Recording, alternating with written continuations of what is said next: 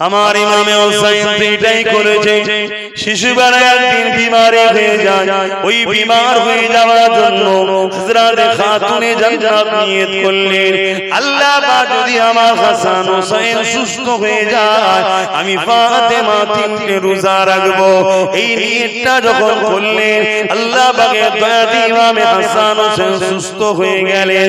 হযরত ফাতেমা হুজুর ওই মান্নতের রোজা রাখতে শুরু করলেন। প্রথম দিন রোজা রাখবে, কি খাবে সেহরিতে কিছু নাই, পানি খেয়ে রোজা রাখতে লাগলেন। আমার আম্মারা, আজ আপনারা সামান্য ভিক্ষার জন্য নিজেদের ঘরে বেপরদা করতে লেগেছে, সামান্য ভিক্ষার জন্য ঘরের বাইরে বেরিয়ে এমন করে নিজেরা আসামির কাঠ গড়াতে উঠতে লেগেছে। স্বামী যদি ইনকাম করে দেয়, ওই ইনকামে যদি ভুল থাকে, আমার মা বোনেরা, বেটিরা, মায়ের জাতেরা, আল্লাহ আপনাদেরকে কিয়ামতের দিনে কৈফিয়ত নেবে না, আপনার খাদ্য সম্বন্ধে জিজ্ঞাসা করবে না, কারণ আপনি স্বামীর অধীনস্থ। আপনার স্বামী যদি আপনাকে ভুল খাওয়ায়, কিয়ামতের দিনে আপনার স্বামী জবাব দেবে। কিন্তু দুনিয়া আপনাকে হারাম খাদ্যের দিকে নিয়ে গেল, খাদ্যের জন্য আপনি কৈফিয়তওয়ালা হয়ে গেলেন, কারণ আপনি 500, 1000, 5000 ইনকাম করতে শুরু করেছেন। ওই টাকার মালিক আপনি নিজেকে দাবি করছেন। এটাই তো প্ল্যান যারা আপনাদের ঘরে জাহান্নামে নিয়ে যেতে চায়। ওই টাকা আপনাকে জিজ্ঞাসা করা হবে, এই যে তুমি ইনকাম করলে, এটা মদের টাকা ছিল না, জুয়ার টাকা ছিল না, না দাঁড়িয়ে ব্যবসার টাকা ছিল, কোন খাদের টাকা তুমি কি জানতে? আমার মায়েরা, বোনেরা, না না তুমি জানো না। দুনিয়ার মা কি করছে আমার দেখার দরকার নাই, কিন্তু তুমি যখন আমাকে ইসলামের ধর্ম সবাই নিয়ে এসেছো, আমি তোমাকে আমার রাসূলের বেটির ঘরের কথা শোনাবো। আমার মায়েরা, খাতুনে জান্নাত রোজা রাখবে, সেহরিতে কিছু খাবার নাই, ওই সেহরির খাবার পানি খেতে লেগেছে। ইফতার সারাদিন রোজা রেখে ইফতার করবে, কি পাবে? হযরত আলী হুজুর রোজা রেখে কাজে গেলেন, সামান্য কিছু অর্থ আল্লাহ মিলালেন, তার বিনিময়ে কিছু জবের আটা, রুটি আর কিছু খেজুর কিনে আনলেন। এই শুকনো জবের আটা, রুটি আর এই খেজুর নিয়ে, পানি নিয়ে যখন ইফতার করতে বসেছে, কিছু সময় আর বাকি রয়েছে, আজানের ইফতার করবে। ঠিক এমনই সময় একজন দরজার গোড়ায় মুসাফির এসে গেল, আওয়াজ দিয়ে বলতে লাগলো, এ আহলে রাসূল, এ নবীর খানদান, আমি বড় ক্ষুধার্ত, কয়েকদিন খাওয়া হয়নি, নবী বংশের ঘর থেকে খালি মুখে ফিরে যাব, এটা কখনো হতে পারে না, আমি বড় ক্ষুধার্ত, আমায় কিছু দেন।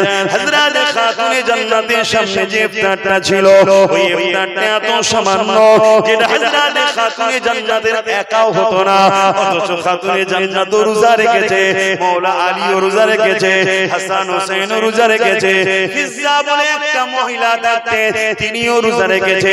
সামান্য ইফতার নিয়ে বসেছিল। এই ইফতারটুকু যদি ভাগ করা হয়, এটা যে একজনের নয়, তাহলে কি করে আমরা এই বাবা ওই মুসাফিরটা পাবে? ওই জন্য হযরত খাতুনে জান্নাত সমস্ত ইফতারটা নিয়ে স্বামীর হাতে তুলে দিয়ে বলল, জান দিয়ে আসে। স্বামী হযরত আলী গিয়ে কোনো কথা বললো না, বিরক্ত করলো না, ইফতারটা মুসাফিরকে দিয়ে এলো, পানি দিয়ে ইফতার করলেন। 3টে রোজা মান্নতের রোজা পর পর রাখতে হবে। পরের দিন আবার সেহরিতে পানি দিয়ে এমন করে সেহরি করলো, এমন করে সারাদিন এমন করে হযরত আলী রোজা রেখে আবার খাটতে গেলেন।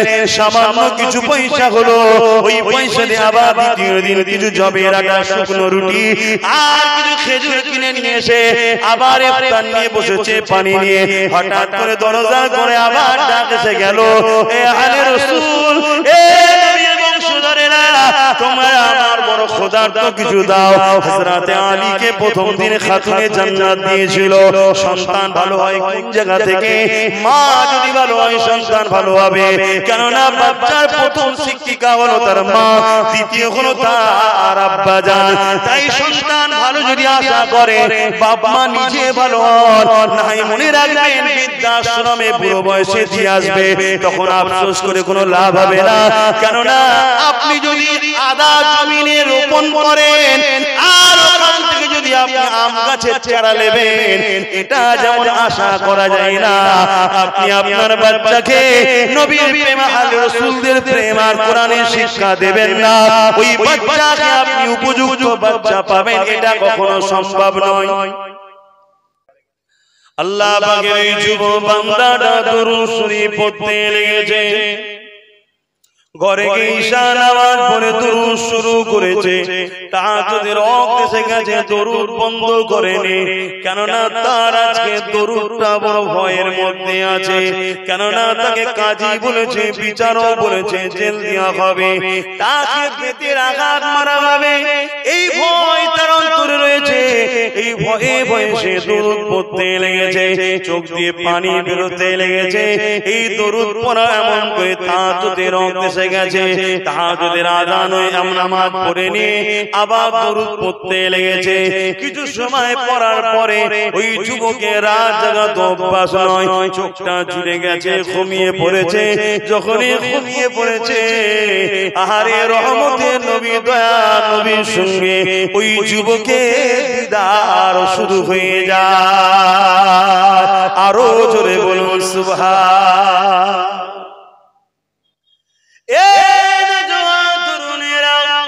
আল্লাহ নবী বলে বাবা ছেলে কেন কাঁদো যুবক বলে ইয়া রাসূলুল্লাহ হাবিবাল্লাহ আমি বড় বিপদের মধ্যে পড়ে গেছি সংসার বড় অভাব সংসার চালাতে পারি না ইয়া রাসূলুল্লাহ হাবিবাল্লাহ এই জন্য আমি ঋণ নিয়েছিলাম কিন্তু কথা মতো ঋণ সুদার ইচ্ছা থাকার পরও ঋণ কিন্তু সুঝতে পারিনি দ্বিতীয় জনের থেকে আবার নিয়েছি তারও সুঝতে পারিনি তিনজনের থেকে ঋণ নিয়ে ফেলেছি ইয়া রাসূলুল্লাহ হাবিবাল্লাহ দিল থেকে দিবার ইচ্ছা আছে কিন্তু শুধবো যে সুদার মতো ক্ষমতা আমার সামর্থ্য না ইয়া রাসূলুল্লাহ হাবিবাল্লাহ তারা বিচার দিয়েছে বিচারালয় থেকে রায় দিয়েছে 3 দিনের মধ্যে যদি তাদের ঋণকে শোধ না করা হয় তাহলে আমাকে জেলে দেবে আমাকে জিন্দানি দেওয়া হবে আমাকে পেটের আঘাত করা হবে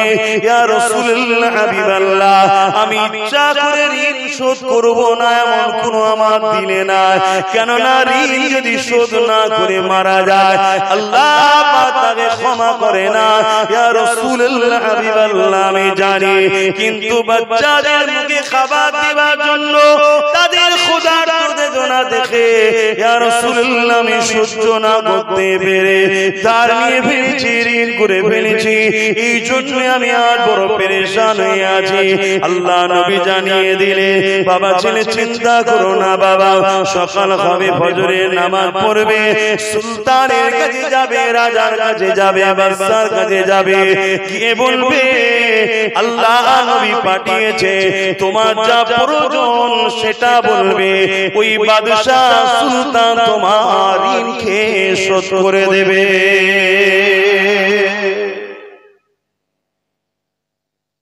এখন তো সেরকম সুলতান সেরকম রাজা আছে কি এখন তো এমন হয়ে গেছে গরিবের যদি থাকে খোঁজ পায় চুরি করে নিয়ে যেতে পারলে খুশি হয় এখন তো উল্টো সিস্টেম হয়ে গেছে আরে এর জন্য দোষী কারা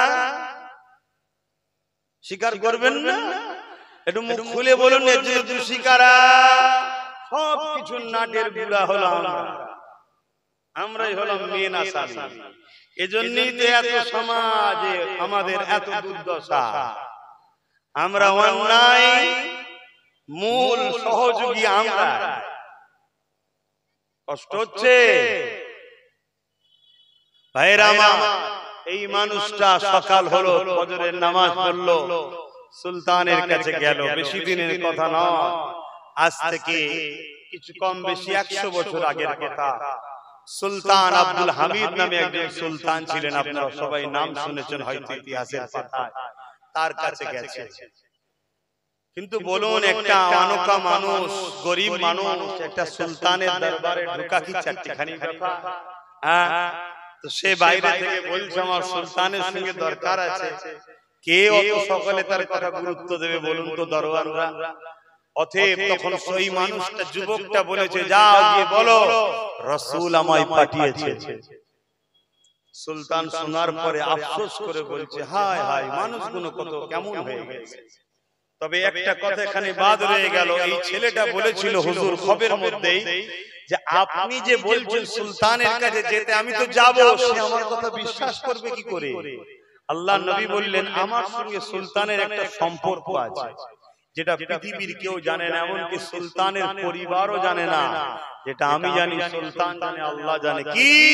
প্রতিদিন সুলতান রাজ কাজ ছেড়ে দিয়ে যখন ঘুমাতে যেত, তখন আমি রাসূল আমার উপরে 100, 200 বা 400 বার, বিভিন্ন কিতাবে আছে, দরুদ শরীফ পড়ে ঘুমাতো। জোরে বলুন সুবহানাল্লাহ। আমাদের সমাজের কোন মুসলমান এখন এরকম আছে আমরা যে দরুদ শরীফ পড়ে ঘুমায়? আমাদের তো হুঁশই থাকে না। মোবাইল দেখতে দেখতে, গান শুনতে শুনতে ঘুমিয়ে পড়ে অনেক মুসলিম ছেলে আছে। তওবা করো আমার যুবকরা, এই জিন্দেগি তোমার জিন্দেগি নয়, এই জিন্দেগি তোমাকে ধোঁকায় ফেলে দিচ্ছে। ফিরে আসো। আল্লাহ পাকের এই বান্দারা যখন সুলতানের দরবারে গিয়ে মেসেজটা দিল, হুজুরকে যে জানান, সুলতানকে যে জানান আল্লাহ নবী আমাকে পাঠিয়েছে, এই সময় সুলতান আফসোস করে তাকে ডেকে পাঠায়। ডেকে নিয়ে যখন যুবকটা রাজ দরবারে ঢুকতে লেগেছে, ওই সময় সুলতান বলতে লেগেছে, এ বাবা যুবক, এতটা নিচে নেমে গেছো বাবা, নিজের সাক্ষাতের জন্য আল্লাহ নবীকে কেন সারা তুমি নিতে লেগেছো? ওই সময় যুবকটা বলতে লেগেছে, সুলতান বিয়াদবি নেবেন না, আমি কোনো মিথ্যা কথা বলিনি। আজ গত রাত্রিরে আপনি প্রতি রাত্রিরে নবীর উপরে দরুদ পড়তেন, গত রাত্রিরে আপনি রাত কাজে এত ব্যস্ত ছিলেন, ক্লান্ত শরীর নিয়ে যখন বিছানাতে পিঠ দিয়েছিলেন, আপনি দরুদ শরীফ পড়তে না পড়ে ঘুমিয়ে পড়েছিলেন। এই রাজটা আপনি জানেন, আল্লাহ জানে, আর কেউ জানে না। রাসূল পাক আমাকে জানিয়েছে, এই জন্য আমি জানতে পেরেছি। এই কথা যখন বলেছে, সুলতান উঠে দাঁড়িয়ে পড়েছে, লকার খুলে দিয়েছে। বাবা যাও, নিয়ে যাও, নিয়ে যাও, যেটা প্রয়োজন তোমার নিয়ে যাও বাবা। তবে মনে রাখবেন, সুলতান কোন রাজকোষের লকার খুলেনি, নিজের পার্সোনাল যে লকার, সেই লকার খুলেছে। কেননা রাজকোষের টাকা সুলতানের হয় না, জনগণের হয়। সুলতান তো জিম্মেদার, দায়িত্বে রয়েছে। ওই রাজকোষের টাকা থেকে যদি 1 টাকাও বেফজল খরচ হয়, কিয়ামতের দিনে আল্লাহ ওই শাসককে আসামির কাঠ গড়ায় তোলাবে। তাই সুলতান আব্দুল হামিদ অত বড় নেমো খারাম ছিল না, তিনি একজন নবীর প্রেমিক ছিলেন, আল্লাহওয়ালা বান্দা ছিলেন। তাই তিনি উঠে দাঁড়িয়ে বললেন, নিজের লকার খুলে দিলে, যতটা প্রয়োজন নিয়ে যাও বাবা। কেননা তুমি আজ আমাকে এমন একটা মেসেজ শোনালে, আমি তো দরুদ পড়ে যাই, পড়তে হয়, ভালোবেসে পড়ে যায়, কিন্তু আমার দরুদ যে আমার মাহবুব নবীর কাছে পৌঁছে যায় এবং নবী স্মরণ রেখেছে আমাকে, এই মেসেজটা তোমার দ্বারা পেয়েছি, এতে আমি বড় আনন্দিত হয়ে গেছি।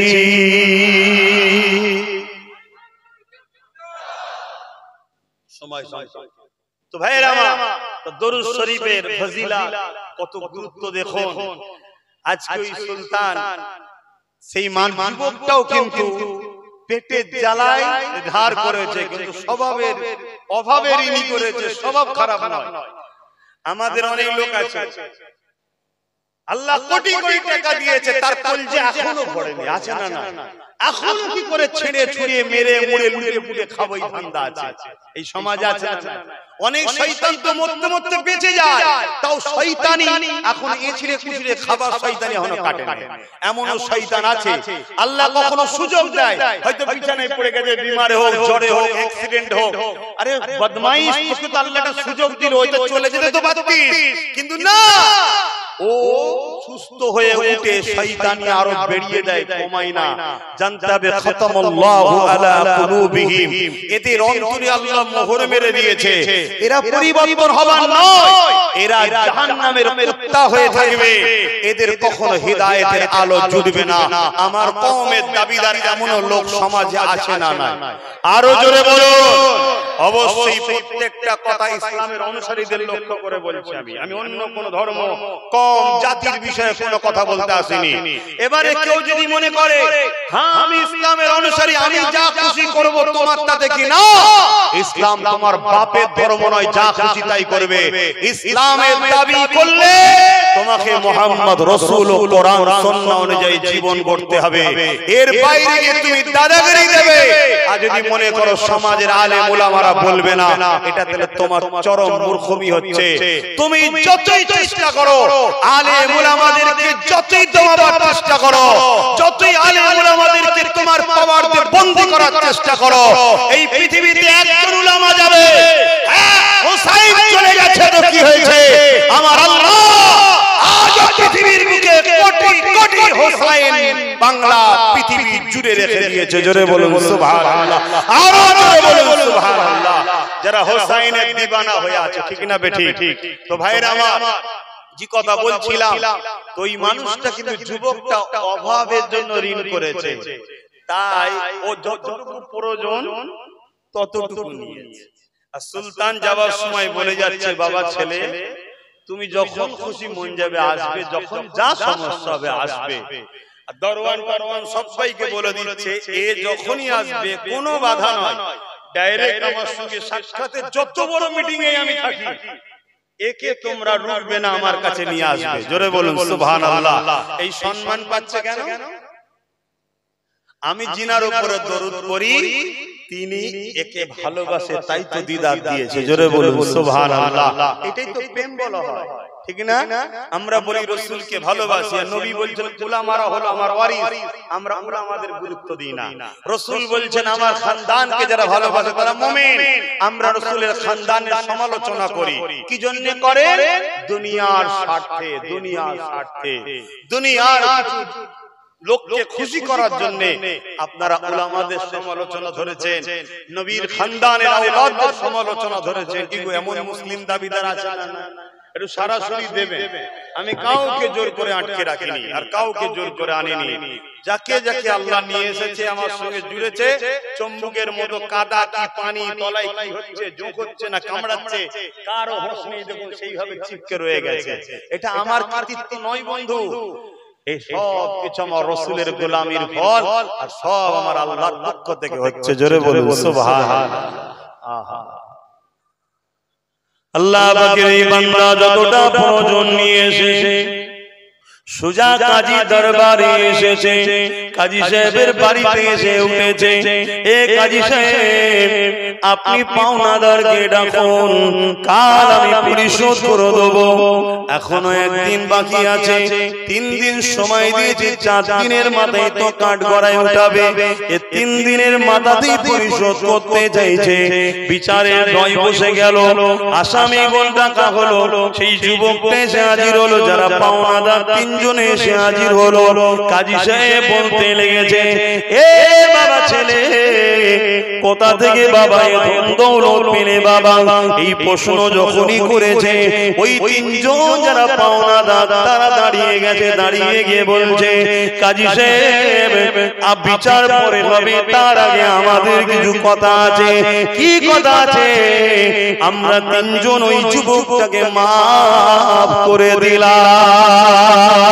শুধু মাফ নয়, আমাদের ভাইয়ের যখন যেটা প্রয়োজন হবে আমাদের কাছে জানালে অবশ্যই আমরা আমাদের ভাইয়ের পাশে দাঁড়াবো। কাজী বলছে এটা তো সেদিন বললেই মিটে যেত। কাজী বলছে এটা তো সেদিন বললেই মিটে যেত। 3 জন পাওনাদার বলছে সেদিন তো আর এ নিয়ামত পাইনি যে নিয়ামত আমরা গত রাত্রে পেয়েছি। কি পেয়েছো? এ কাজী সাহেব শুনেন, গত রাত্রে খবরের মধ্যে আল্লাহ নবীর দিদার পেয়েছি। নবী আমাদেরকে জানালেন, বাবা তোমাদেরকে আল্লাহ ধন দৌলত দিয়েছে, তোমারই তো একটা ভাই, আমারই তো উম্মাহ, পেটে জ্বালায় তোমরা জানো, অভাবে জ্বালাই করেছে, স্বভাব ওর খারাপ নয়, দেবে না এমনটা নয়, কিন্তু তোমাদের কাছে ধার করেছে, তোমাদের তো আল্লাহ অনেক ধন দৌলত দিয়েছে। তোমরা আমি রাসূলুল্লাহ আমার উম্মত হিসাবে তোমরা কি তোমাদের ভাইকে ক্ষমা করে দিতে পারলে না? তার জন্য তোমরা বিচারে পৌঁছে গেলে, সে শাস্তি পাবে, জেল পাবে, তুমি কি দেখবে? তোমার এক কলেমা পড়া ভাই নবীর উম্মত জেল খাটবে, আর তার জন্য তোমরা সেটা চাইবে?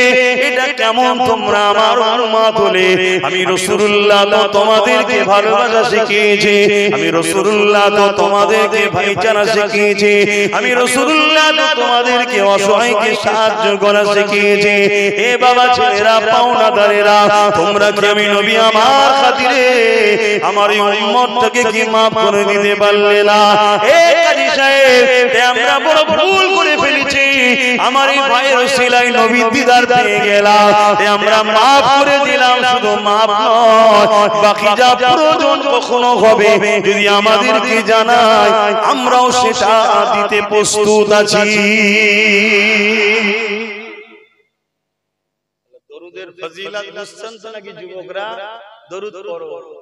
ঘুরতে ফিরতে মুখে গান নয়, কারখানায় গান নয়, মোবাইলে গান নয়, মাচানে বসে গান নয়, মেলাতে যে কোনো লাভ নাই।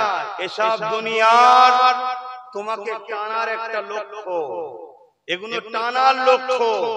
এগুলো থেকে তুমি যত ফিরে আল্লাহ ও রাসূলের দিকে থাকবে, দুনিয়ার জালিমদের তত আতঙ্ক বাড়বে। তোমায় কিছু করতে লাগবে না, তুমি শুধু মাথায় টুপি দাও, মুখে দাড়ি রাখো, 5 ওয়াক্ত নামাজ পড়ো, দরুদ শরীফ পড়ো, কারো বিরুদ্ধে তোমাকে বলতে লাগবে না। অটোমেটিক দেখবেন জালিম অত্যাচারীদের বুক কাঁপবে। কথা কিছু মাথায় ঢুকছে না? ঢোকে না?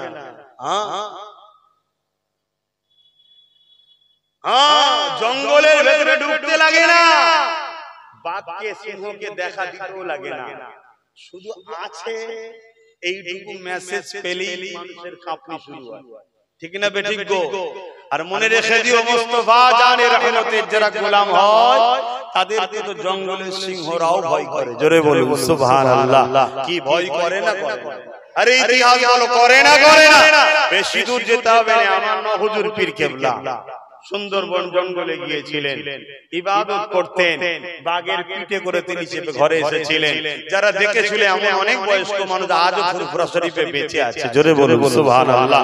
আমার দাদা হুজুরের হাতে হাত দিয়া মানুষ সুফি আব্দুল মোমিন ইতিহাস করেননি, জঙ্গলে গিয়ে ইবাদত করতে শুরু করেছে, আর বাঘ এসেছে খাবার জন্য। আব্দুল মোমিন বলছে, আমি এসেছি আল্লাহ পাওয়ার জন্য, রাসূল পাওয়ার জন্য। পীরের হুকুমে যদি আল্লাহ তোকে রিজেক্ট করে রাখে, আমাকে তোকে জন্য খেয়ে নে, তবে শোন, আমার পীর হলো খানদানে রাসূল, জামানার মুজাদ্দিদ আবু বকর সিদ্দিক। জোরে বলুন সুবহানাল্লাহ।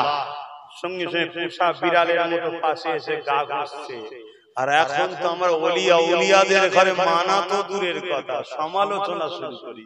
আছে না? না কথা বলুন, আছে না? আবার বড় বড় সব স্কলার, বড় বড় স্কলার, কথা বুঝে আসছে?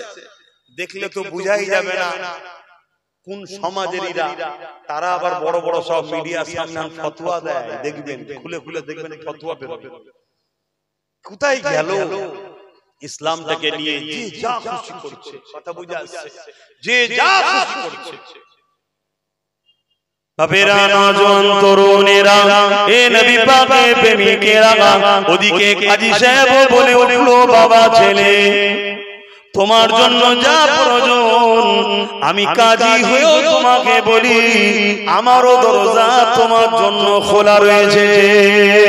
কেননা নবী পাক তিনিও আমাকে খবে দেখিয়েছেন, কাজী সাহেব রে, আল্লাহ তোমাকে বিচারের পথে বসিয়েছে, অবশ্যই তুমি ন্যায় ইনসাফের বিচার করছো, ঠিকই কথা, কিন্তু তুমি কি আমি নবী আমার খাতিরে ওই উম্মতটাকে তার ঋণের পয়সাটা দিয়ে কি পরিশোধ করতে পারতে না? তোমাকে তো অনেক সম্মান আল্লাহ দিয়েছে, অনেক অর্থ দিয়েছে, অনেক বড় পদে তুমি বসে রয়েছো, তুমি তো পারতে একটা অসহায় আমার উম্মতের পাশে দাঁড়াতে। এই যুবকেরা তরুণেরা এই বলে দিয়ে যায়, জায়গায় দরুদ শরীফ বেশি বেশি করে পড়ো, কেননা আমার নবী বলেন কিয়ামতের কঠিন দিনে যেদিন কেউ কারো হবে না, আমি রাসূলুল্লাহ জানিয়ে দিই আমার সেদিন কাছে তারা হবে যারা আমি নবী আমার উপরে বেশি বেশি দরুদ পড়েছিল। আরো জোরে বলুন সুবহানাল্লাহ, দরুদ আল্লাহুম্মা সাল্লি আলা।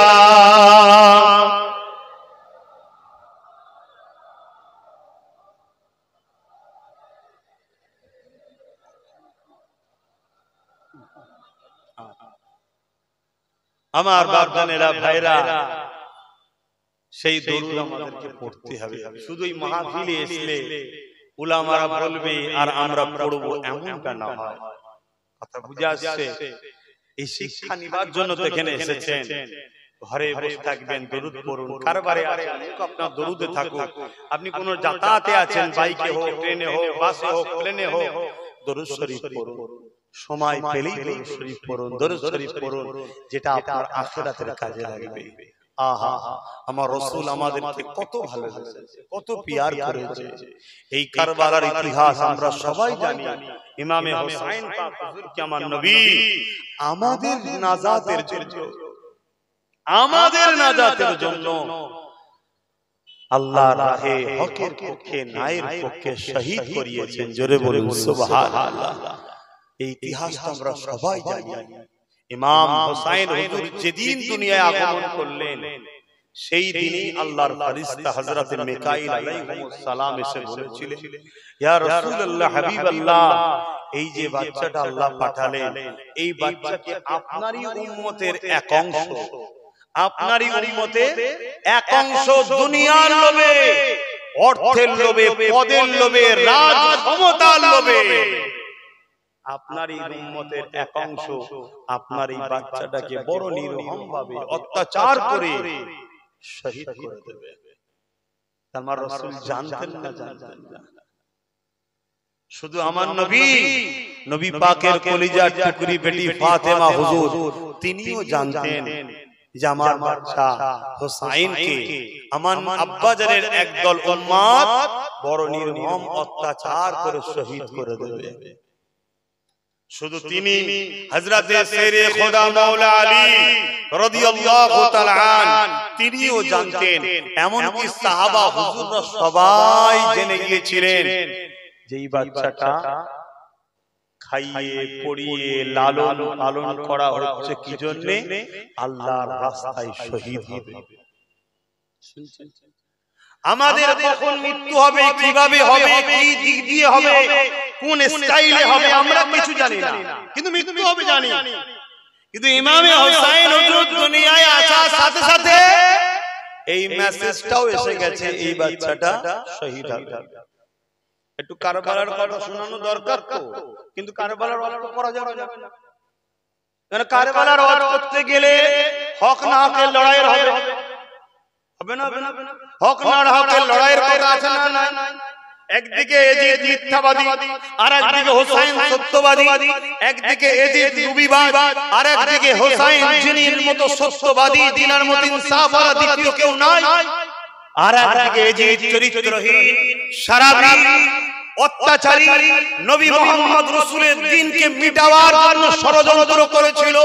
নবী যেগুলো বন্ধ করেছিল, এজিদ সেগুলোকে চালু করেছিল। ইমামে হোসেন তার বিরুদ্ধে সংগ্রাম করেছে, প্রতিবাদ করেছে। এখন এই ওয়াজ যদি করা হয় তাহলে তো সমস্যা হবে। সমস্যা হবে না?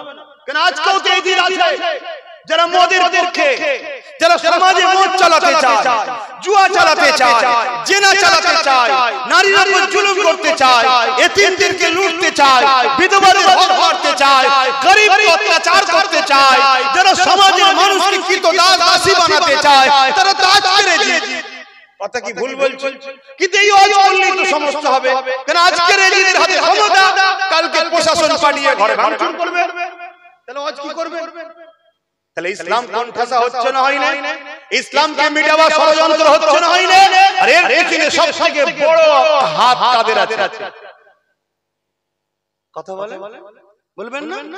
এর থেকে এই যে ইসলামকে যারা মিটাতে চাইছে, যারা হক কথা সমাজে বলা যাবে না, বললেই নিষ্ঠভাবে এই যে পাওয়ার যারা আজকে সমাজে ঘুরে বেড়াচ্ছে, এদের ওই জায়গায় পৌঁছানোর পিছনে, পাওয়ারে আনার পিছনে সবথেকে বেশি হাত কাদের আছে? যারা বলে আমরা মুসলমান, আমরা হোসাইনি, আমরা ইমামে হোসাইনের জন্য জান দেব, তারাই তো নাকি ভুল বলছে। তাহলে আমরা কোথায় যাব বুঝতে পারছে না? দুনিয়া পেলাম না আখিরাত পেলাম, সেই জায়গায় চলে যাচ্ছে আমরা। এখনো সময় আছে, সুধরে যান। ভুল ট্রেনে উঠেছেন, ভুল ট্রেনে জেনে গেছেন, পরে নেক্সট অফিসে নেমে যান। আর না হয় এত দূর পৌঁছে যাবেন আর ফিরে আসতে পারবেন না, হয়তো আসতে কষ্ট হয়ে যাবে। আর পরে নেক্সট অফিসে নেমে যান, কিছুটা কষ্ট হবে, ফিরে আসতে পারবেন। কি বলছি মাথায় ঢুকছে? হ্যাঁ, ঢুকা। দিন রাত ধরে আমার কোরআনের সমালোচনা হবে, দিন রাত ধরে আমার রাসূলুল্লাহর সমালোচনা হবে, দিন রাত ধরে আমার দ্বীনের সমালোচনা হবে, দিন রাত ধরে বিহার অত্যাচার হবে, তাতে কোনো অসুবিধা নাই। আর আমরা শুধু দ্বীন ইসলামের পক্ষে কথা বলবো। এই ইসলাম নারীদের পক্ষে, ইসলাম গরিবের পক্ষে, ইসলাম এতিমের পক্ষে, ইসলাম বিধবার পক্ষে, ইসলাম ক্ষতিকারক হারাম দ্রব্য খাওয়ার বিরুদ্ধে। এগুলো শুধু বলার জন্য আমাদেরকে হ্যান্ডকাপ পরানো হবে। আর যারা এইগুলো করে সমাজের ছেলেদেরকে নেশাগ্রস্ত করে ধ্বংস করছে, সমাজের ছেলেদেরকে নেশায় ফেলে সংসারে তালাক করাচ্ছে, ডিভোর্স করাচ্ছে, সমাজে নেশা হওয়ার জন্য খুন, মার্ডার, দাঙ্গা হচ্ছে, সমাজে নেশার কারণে অ্যাক্সিডেন্ট হচ্ছে, তাদেরকে সমাজ দেখবেন বডিগার্ড দিয়ে বাহবা করাবে। আর আমরা বলবো এগুলো অন্যায়, ইসলামে হারাম। আমার ধর্মের কথা বলবো, তাও বলার স্বাধীনতা নেই। কেন? আমার ধর্মের লোকেরা ধর্মের গাদ্দারি করছে। একদল দাড়িওয়ালা টুপিওয়ালা ইমাম সেজে, একদল দাড়িওয়ালা টুপিওয়ালা মুফতি সেজে, একদল দাড়িওয়ালা টুপিওয়ালা পীর সাহেব সেজে, একদল দাড়িওয়ালা টুপিওয়ালা বক্তা সেজে, তারাও আজকে সামান্য পয়সার জন্য নিজের দ্বীন, নিজের ঈমানকে পর্যন্ত বিক্রি করে দিচ্ছে। তাই আজকে সাহস পাই কেউ কোরআন মিটাবার কথা বলার, কেউ রাসূলুল্লাহর বিবিদের ব্যাপারে চরিত্র নিয়ে কথা বলতে চায়, কেউ মসজিদ ভাঙার সাহস পায়, কেউ আমার রাসূলের শান মর্যাদা নিয়ে আলোচনা করার, বিরোধী করার সাহস পায়। কেন সাহস পায়? আমার জাতির একটা বড় অংশ রেহনুমা সেজে, মুসলমান সেজে, দরদি সেজে তারা বিক্রি হয়ে গেছে। হজ করব না ছেড়ে দেব, কিন্তু হজ করলে তো সমস্যা। তুমি তো আজ বলছো করেন, কালকে তুমি তো আবার 1000 টাকা, 500 টাকা, 200 টাকায় ইসলামের দুশমনকে সাপোর্ট করে ক্ষমতায় আনবে, যাতে আমাকে মিটানো হয়। তুমি তো আনবে। কথা কি কষ্ট হচ্ছে? জলসা করার শখ নেই বা? মরতে আমাকেও হবে, মরতে তোমাকেও হবে। কবর যেমন জান্নাতের বাগান হবে, কবরে 99টা সাপও থাকবে, জাহান্নামের একটা গর্তও হবে। অতএব তুমি ঘরের আড়ালে, চোখের আড়ালে, দিয়ালের আড়ালে, মানুষের আড়ালে তুমি কি করলে? তোমার দ্বারা ইসলামের কোনো ক্ষতি হলো না তো? তোমাকে জবাব দিতে হবে। এরপরে আরেকটা দুঃখ, সকাল সন্ধ্যা ভাই যাই তোমার জন্য জানতে দেবো, তোমার জন্য এই করে ফেলবো, তোমার জন্য যা বলবে তাই করে ফেলবো। আমার এইরকম কিছু ভালোবাসার মানুষের মধ্যে আবার গাদ্দার বেরিয়েছে, পয়সালে বিক্রি হয়ে যাচ্ছে। এরকম গাদ্দার আছে না? সমাজ কোথায়? কাদের জন্য দোয়া করি আর কাদের জন্য বাইরে বেরিয়ে চিল্লাই আর কাদের জন্য লড়তে চায়। তবে একটা ছোট্ট কথা তোমাদেরকে এখানে শুনিয়ে যায়। ইমামে গাজ্জালি হুজুরের একটা কথা, কারো অসুবিধা হচ্ছে না তো? বলে অসুবিধা নাই, আপনি আস্তে আস্তে চলে যাবেন, আমার কোনো অসুবিধা নেই। ইমামে গাজ্জালি হুজুর একটা ছোট্ট কথা বলে যায়। ইমামে গাজ্জালি হুজুর বললেন, শোনো, যেদিন দেখবে আমার কওমের সামনে, অর্থাৎ ইসলামের সামনে, মুসলমানের সামনে, যেদিন আমার কওমের সামনে আল্লাহ রাসূল দ্বীনের বিরুদ্ধে কথা হবে, আমার কওম তার প্রতিবাদ করবে না, চুপ থাকবে, খামোশ থাকবে। মনে রাখবে সেদিন বেশি দূর নয়, যেদিন ওই কওমের মা বেটিদের ঘরে বাজারে জোর করে নিলামে তোলা হবে। কথা শুনছেন? আমাদের চোখের সামনে কোরআন, ইসলাম, রাসূলের বিরুদ্ধে কথা হয় না, আমরা তার বিরুদ্ধে কিছু করতে পারি? ইমাম গাজ্জালি হুজুর কার কথা বলছি? ইমাম গাজ্জালিটা কে সেটা জানেন? পৃথিবীর সবথেকে বড় দার্শনিক যিনি ছিলেন, এক কথায় উত্তর দিচ্ছি, অত বড় দার্শনিক দ্বিতীয় কেউ জন্ম হয় না। তিনি এত বড় সুফি ছিলেন, তিনি এই কথা বলে যাচ্ছে। আজকে আমরা তাহলে সেই দিনের অপেক্ষা, আমাদের পরিবার, আমাদের মা বেটি বোন জোর করে নিলামে তোলা হবে। আমরা বিরাট বড় ভুল নিজের হাতে নিজেরাই করছি। একবারও ভাবিনি আমাদের এই পরের জেনারেশন, এই বাচ্চাগুলো কি হবে। আজকে কারবালার রজ করার স্বাধীনতা নেই, বদরের রজ করার স্বাধীনতা নেই, উহুদের কথা বলার স্বাধীনতা নেই, কেমন করে কি বলে খাইবারের কথা, মুতার কথা বলার কোনো স্বাধীনতা নেই। আরে জিহাদ শব্দটা বলতে গিয়ে আজকে বিশ্বের উলামারা এবং আমার বাংলার আলেমরা ঘাবড়ে যাচ্ছে। জিহাদ বলা যাবে না কেন? টিভিতে মিডিয়াতে জিহাদ জিহাদ জিহাদ করে এমন একটা প্রপাগান্ডা একদল ইসলাম বিদ্বেষীরা চালাচ্ছে যেন মনে হচ্ছে জিহাদ মানে সন্ত্রাসী কিছু কথা। কথা আমাদের ঢুকছে এটা প্ল্যান। যেমন আগে তাকবীরের কথা বললাম, ঠিক ইসলামের কিছু কিছু ওয়ার্ডকে এরা শেষ করে দিতে চাইছে। তার মধ্যে একটা ওয়ার্ড হলো জিহাদ। জিহাদ শব্দের মানে কি? সবথেকে বড় জিহাদ কি? জিহাদ মানে চেষ্টা করা। জিহাদ মানে কি? চেষ্টা করা। সবথেকে বড় জিহাদ কি? জিহাদে আকবার কাকে বলেছে রাসূল? নিজেকে সমস্ত অন্যায় খারাপ থেকে বাঁচিয়ে রাখার নাম জিহাদ। নিজের দেশের সঙ্গে গাদ্দারি করব না, এই চেষ্টা করাটাকে আরবিতে জিহাদ বলা হয়। কিন্তু সমাজে এমন ভাবে ইসলামকে নিয়ে ষড়যন্ত্র করা হচ্ছে, এই কথাটা বলতে আছে উলামারা ভয় করছে। শুনছেন না? শুনুন, আজ আমি বলছি নোট হচ্ছে, কাল শুনবেন আব্বাস সিদ্দিকীকে বন্দী করে দেওয়া। কারা করবে? তোমাদের সহযোগিতায় যারা ক্ষমতায় এসেছে তারা। তোমাদের সহযোগিতায় কিয়ামতের দিন নবী মুস্তাফার সামনে তোমরা কোন মুখ নিয়ে দাঁড়াবে তার জন্য তৈরি হও, তৈরি হও। কারবালার রস শুনবে, কারবালার এই কারবালা হতে গিয়ে কি ত্যাগ স্বীকার করতে হয়েছে সেটা তোমরা জানো না? 1 2 3 ঘন্টা 4 ঘন্টা 5 ঘন্টা 10,000 20,000 টাকা দিয়ে বক্তা নিয়েছে, লাইটিং করে কারবালা ওরা হয়ে গেল। হ্যাঁ, তোমার হোশ নাই যেমন নবী দিনকে মিটাচ্ছে একদল মানুষরা, সেটা তোমার ভাবতে হবে না? তো ভাইরা আমার, আমি কোন অন্য কোন ধর্মের বিষয়ে কোন রকম আমার কোন বক্তব্য নেই, কোন মন্তব্য নেই। কেন? এদের সবাই সমান ভাবে থাকবে, কিন্তু বারবার আমার ধর্মকে ক্রিটিসাইজ, আমার ধর্মকে আঘাত দেওয়া হয় না। বলো, ওই যে দেখুন ওই ছেলেটা বসে ওখানে মানা করেছি, তারপর কি করছে? কথা বুঝা যাচ্ছে না? আরে আমার কওমের মধ্যে সবথেকে বড় গাদ্দার হলো আমার কওমের মানুষ। যেমন গাছকে কখনো বাঁট ছাড়া কাটতে পারে না, যুগে যুগে যুগের ইতিহাস বলেছে আমার কওমের লোক যখন গাদ্দারি করেনি, আমার কওমকে তখন কেউ শেষ করতে পারে না। সব জায়গায় দেখো আমার কওমের লোকেরা গাদ্দারি করেছে। আছে না? নাই। এদেরকে আরবি ভাষায় কি বলা হয়? জোরে বলে, জোরে বলে মুনাফিক। হ্যাঁ, এরকম একটা সময়, এরকম একটা টাইমে আব্বাস সিদ্দিকীর আওয়াজটা বেড়েছে না কমেছে? জোরে বলো, জোরে বলো। হ্যাঁ, বেড়েছে। কেন? কোন কাপুরুষের ঘরে জন্ম আমি নিইনি। কথা বুঝে আসছে? জবানের মুজাদ্দিদের ঘরে জন্ম নিয়েছি, সিদ্দিক আকবরের ঘরে জন্ম নিয়েছি, নবীর খানদানের ঘরে জন্ম নিয়েছি। আমার তাকদীরের উপরে আমি ভরসা এইভাবে করি, আমার তাকদীরে যদি আল্লাহ আমাকে জান্নাতে মাকাম বাড়াতে চায় তাহলে এই দুনিয়ায় আমাকে শহীদ হতে হবে। কেন? শহীদের থেকে বড় মাকাম কি আছে কিয়ামতের দিনে? নবুয়তের মাকাম তো পাবো না, তো নবীদের জন্য বন্ধ হয়ে গেছে। বলুন, তুমি ভালো দামে বিক্রি হবে স্বর্ণ কাঠ, তোমাকে একটু আগুনে গলাবে, তুমি বলছো না আমি গলবো না, তাহলে কি করে ডিজাইন হবে? ডিজাইন যদি না হয় ভালো দামে বিক্রি হবে কি করে? সোনার ডিজাইন করতে গেলে গলাতে হবে। কি গো, একই না?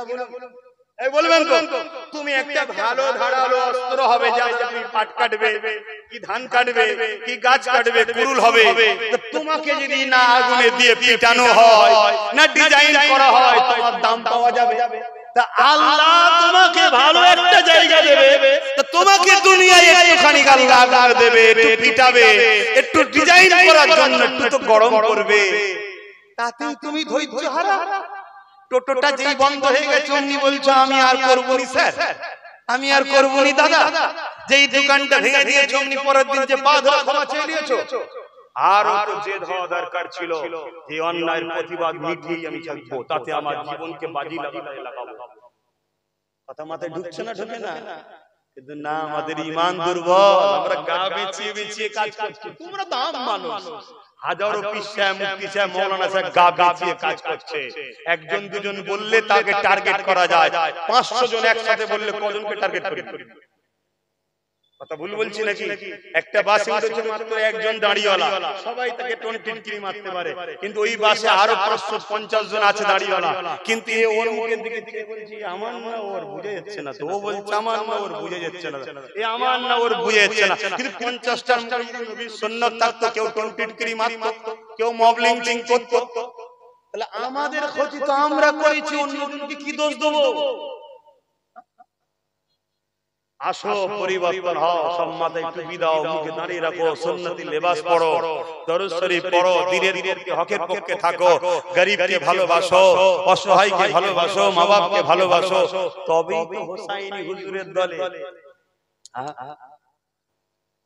আমার ইমামে হুসাইন এটাই করেছে।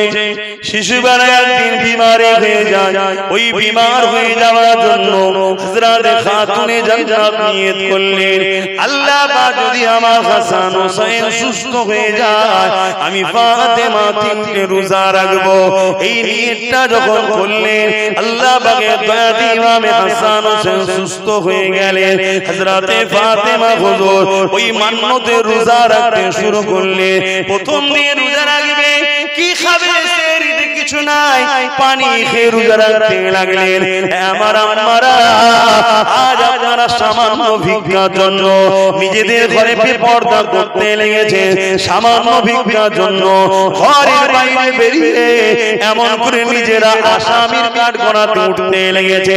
স্বামী যদি ইনকাম করে দেয়, ওই ইনকামে যদি ভুল থাকে, আমার মা বোনেরা, বেটিরা, মায়ের জাতেরা, আল্লাহ আপনাদেরকে কিয়ামতের দিনে কৈফিয়ত দেবে না, আপনার খাদ্য সম্বন্ধে জিজ্ঞাসা করবে না, কারণ আপনি স্বামীর অধীনস্থ।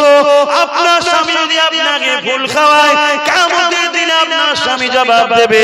কিন্তু দুনিয়া আপনাকে হারাম খাদ্যের দিকে নিয়ে গেল, খাদ্যের জন্য আপনি কৈফিয়ত ওয়ালা হয়ে গেলেন, কারণ আপনি 500, 1000, 5000 ইনকাম করতে শুরু করেছেন, ওই টাকার মালিক আপনি নিজেকে দাবি করছেন। এটাই তো প্ল্যান, যারা আপনাদের ঘরে জাহান্নামে নিয়ে যেতে চায়, ওই টাকা আপনাকে জিজ্ঞাসা করা হবে, এই যে তুমি ইনকাম করলে, এটা মদের টাকা ছিল না, জুয়ার টাকা ছিল না, না দাঁড়িয়ে হবে ব্যবসার টাকা ছিল, কোন খাদের টাকা তুমি কি জানতে? আমার মায়েরা, বোনেরা, না না তুমি জানো না। দুনিয়ার মা কি করছে আমার দেখার দরকার নাই, কিন্তু তুমি যখন আমাকে ইসলামের ধর্ম সবাই নিয়ে এসেছো, আমি তোমাকে আমার রাসূলের বেটির ঘরের কথা শোনাবো। আমার মায়েরা, খাতুনে জান্নাত রোজা রাখবে, সেহরিতে কিছু খাবার নাই, ওই সেহরির খাবার পানি খেতে লেগেছে। ইফতার সারাদিন রোজা রেখে ইফতার করবে, কি পাবে? হযরত আলী হুজুর রোজা রেখে কাজে গেলেন, সামান্য কিছু অর্থ আল্লাহ মিলালেন, তার বিনিময়ে কিছু জবের আটা, রুটি আর কিছু খেজুর কিনে আনলেন। এই শুকনো জবের আটা, রুটি আর এই খেজুর নিয়ে, পানি নিয়ে যখন ইফতার করতে বসেছে, কিছু সময় আর বাকি রয়েছে, আজানের ইফতার করবে। ঠিক এমন সময় একজন দরজার গোড়ায় মুসাফির এসে গেল, আওয়াজ দিয়ে বলতে লাগলো, এ আহলে রাসূল, এ নবীর খানদান, আমি বড় ক্ষুধার্ত, কয়েকদিন খাওয়া হয়নি, নবী বংশের ঘর থেকে খালি মুখে ফিরে যাব, এটা কখনো হতে পারে না, তাই আমি বড় ক্ষুধার্ত, আমায় কিছু দেন। হযরত খাতুনে জান্নাতের সামনে যে ইফতারটা ছিল, ওই ইফতারটা এত সামান্য, যেটা হযরত খাতুনে জান্নাতের একাও হতো না, অথচ খাতুনে জান্নাত রোজা রেখেছে, মাওলা আলীও রোজা রেখেছে, হাসান হোসেন রোজা রেখেছে, ফিজ্জা বলে একটা মহিলা থাকতেন, তিনিও রোজা রেখেছে। সামান্য ইফতার নিয়ে বসেছিল, এই ইফতারটুকু যদি ভাগ করা হয়, এটা যে একজনের নয়, তাহলে কি করে আমরা এই বাবা ওই মুসাফিরটা পাবে? ওই জন্য হযরত খাতুনে জান্নাত সমস্ত ইফতারটা নিয়ে স্বামীর হাতে তুলে দিয়ে বলল, জান দিয়ে আসে। স্বামী হযরত আলী গিয়ে কোনো কথা বলল না, বিরক্ত করলো না, ইফতারটা মুসাফিরকে দিয়ে এলো, পানি দিয়ে ইফতার করলেন। 3টে রোজা মান্নতের রোজা পর পর রাখতে হবে, পরের দিন আবার আবার শেরিতে পানি দিয়ে এমন করে শেরি করলো, এমন করে সারাদিন এমন করে হযরত আলী রোজা রেখে আবার খাটতে গেলেন। সামান্য কিছু পয়সা হলো, ওই পয়সা দিয়ে আবার দ্বিতীয় দিন কিছু জবের আটা, শুকনো রুটি আর কিছু খেজুর কিনে নিয়ে এসে আবার ইফতার নিয়ে বসেছে পানি নিয়ে। হঠাৎ করে দরজা করে আবার ডাক এসে গেল, এ আলে রাসূল, এ নবীর বংশধরেরা, তোমরা আমার বড় খোদার তো কিছু দাও। হযরত আলীকে প্রথম দিন খাতুনে জান্নাত দিয়েছিল। সন্তান ভালো হয় কোন জায়গা থেকে? মা যদি ভালো হয় সন্তান ভালো হবে, কেননা বাচ্চার প্রথম শিক্ষিকা হলো তার মা, দ্বিতীয় হলো তার আব্বা জান। তাই সন্তান ভালো যদি আশা করে, বাপ মা নিজে ভালো হন, নাই মনে রাখবেন বৃদ্ধাশ্রমে বুড়ো বয়সে দিয়ে আসবে, তখন আফসোস করে কোনো লাভ হবে না। কেননা আপনি যদি আদা জমিনে রোপণ করেন আর ওখান থেকে যদি আপনি আম গাছের চারা নেবেন, এটা যেমন আশা করা যায় না, আপনি আপনার বাচ্চাকে নবীর প্রেম আর রাসূলদের প্রেম আর কোরআনের শিক্ষা দেবেন না, ওই বাচ্চাকে আপনি উপযুক্ত বাচ্চা পাবেন, এটা কখনো সম্ভব নয়। অসুবিধা হচ্ছে, নবী তাই বললেন তিনটে শিক্ষা দাও। প্রথম নম্বর শিক্ষা কি? আমি নবী আমার প্রেমের শিক্ষা দাও। দেন। এখন তো প্রেমের আলোচনা করলে আর একদম দাড়িওয়ালা টুপিওয়ালা মৌলভী সাহেব বেরিয়েছে, সে কোনো ঝগড়া করে আছে না? আবার একদম তো সাহাবাদের নবী পরিবার নিয়ে টানাটানি শুরু করে দিয়েছে, আছে না? এসব চলছে। আপনারা যারা আমাকে ভালোবাসেন ফলো করেন তো না? শুধু জলসায় এলে কি গো শুনতে পাচ্ছেন না? মাইকের ফলো করেন? হ্যাঁ, সব জায়গায় থাকেন নাকি? শাকেও আছি, ডিমও আছি, মাছেও আছি, গোশতেও আছি, পটলও আছি, ঝিঙেতেও আছি, সব জায়গায় থাকেন নাকি? একে কি বলা হয়? আলু। আলু সব জায়গায় থাকে, কিন্তু আলুর উপরে কোনো ভরসা আছে নাকি? ভাই বিরাট কিছু করে দেবে, নাই গলায় দড়িতে ঝুলতে হবে। আলু ব্যবসা যারা করে তারা জানে। অসুবিধা হচ্ছে না? তাহলে আমি সংক্ষেপ করে দিই। তাহলে আমার মাথার উপরে একটা ডিউটি আছে, ডিউটিটা পালন করলে যাবে। কি গো, না কমিটিও প্রেসানে আছে, সংমং করছে কমিটি। ওই রে কমিটি, হাত তুলবি তো? সংমং করছি নাকি?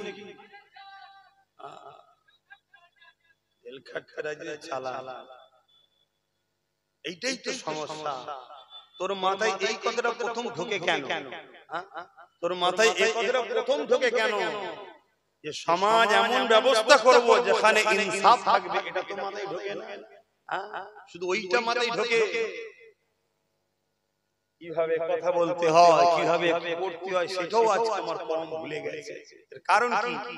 আমার কমের উল্টা বসা, চাল চলন, কথাবার্তা সব বাজে লোকের সাথে। আমার কম ভালো লোক বসে না। কথা ভুল বলা হচ্ছে। তোমরা কি এত খারাপ ঘরের ছেলে নাকি? তো খারাপ হলে কি করে? তোমাদের সোহবতটা খারাপ জায়গায়।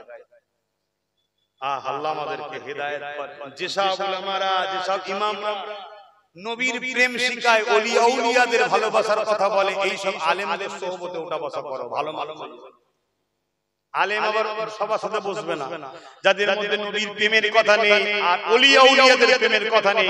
যতই নামাজ রোজা দাঁড়িয়ে মুদার নবীর কথা বলো, ওখান থেকে দূরে থাকো। কথা বুঝে আসছে? ইবলিস নামাজ পড়েছে কিন্তু নবীর প্রেম না থাকার জন্য কাফের হয়ে গেছে। শুনছেন না শোনেন না? কোন আলেম এমন আছে নাকি নামাজ পড়তে নিষেধ করে? কেউ নিষেধ করে না, কিন্তু চিনার নমুনা হলো সে নবীর পক্ষে, ওলি আউলিয়াদের পক্ষে কথা বলে কিনা দেখো। আমার মনে হচ্ছে কিছু ভাইদের কষ্ট হচ্ছে, পিছনের ভাইদের অনেকক্ষণ সব ভিজে ভিজে সব দাঁড়িয়ে ভাই কষ্ট হচ্ছে নাকি? কি হবে? ঘন্টার পর ঘন্টা, ঘন্টার পর ঘন্টা, মাসকে মাস, বছরকে বছর ওয়াজ করে করে করে করে আমার বাপ চাচারা সব এক এক করে কবরে চলে যাচ্ছে।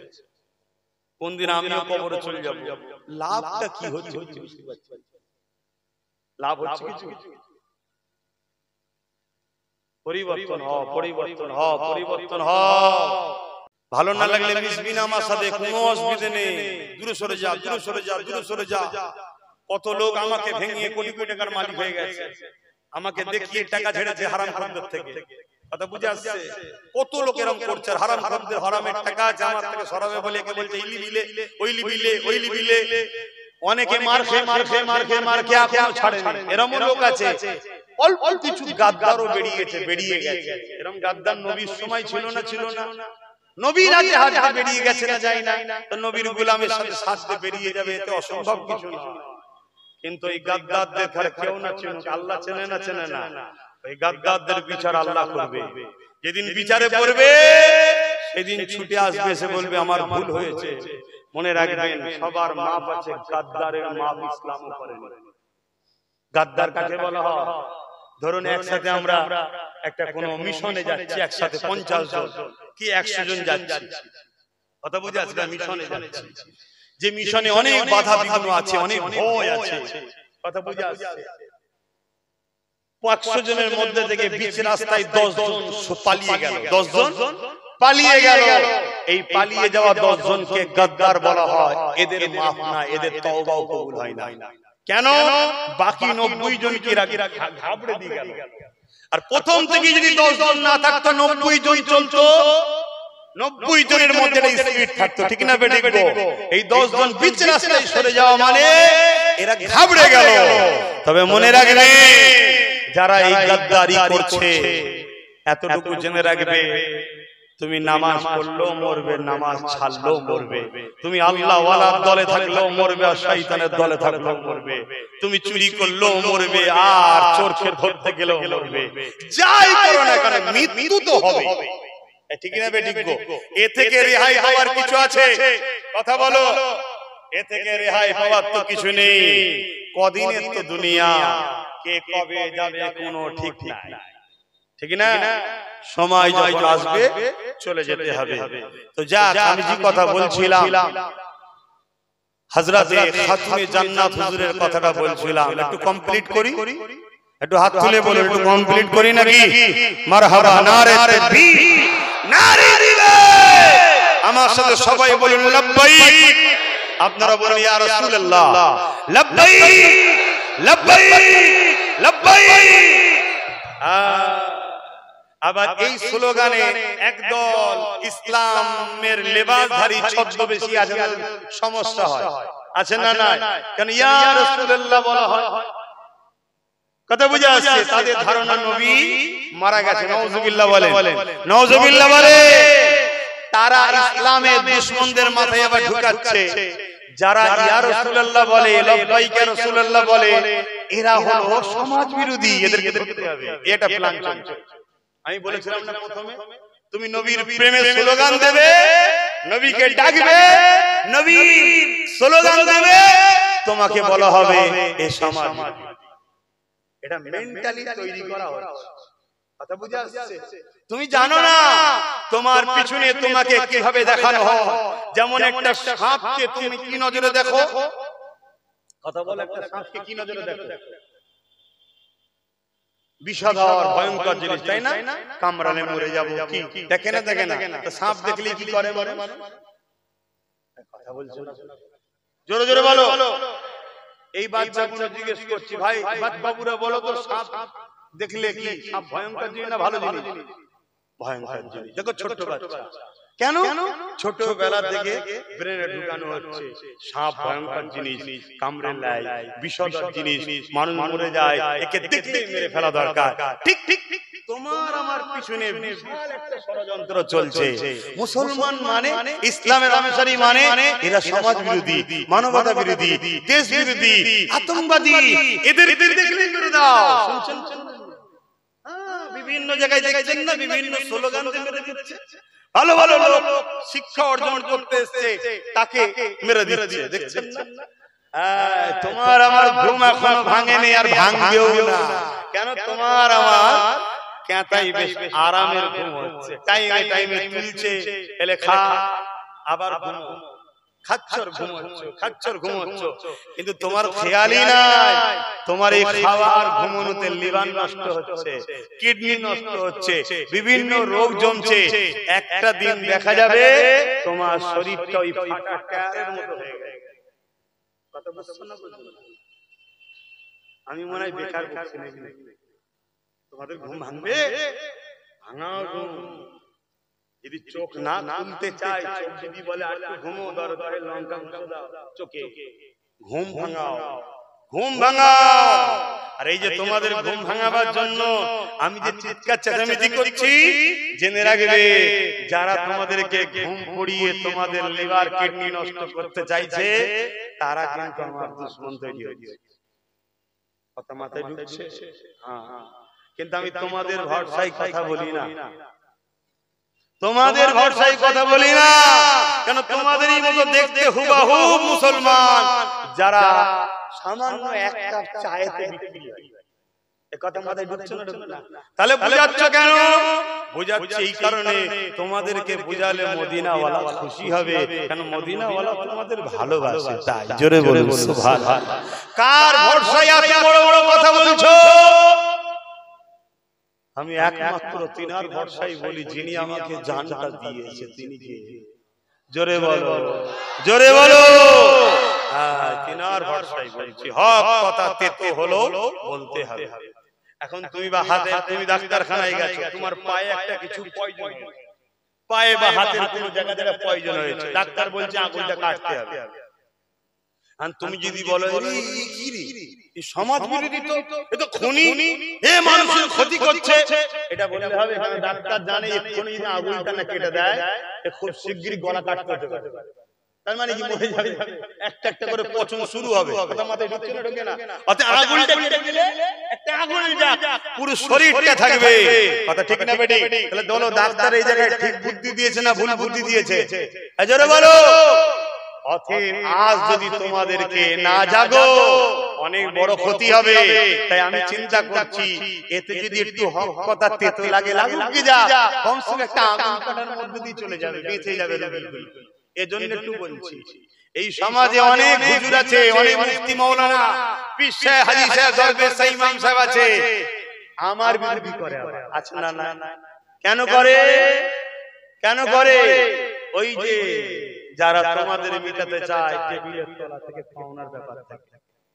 কথা মাথায় ঢুকছে?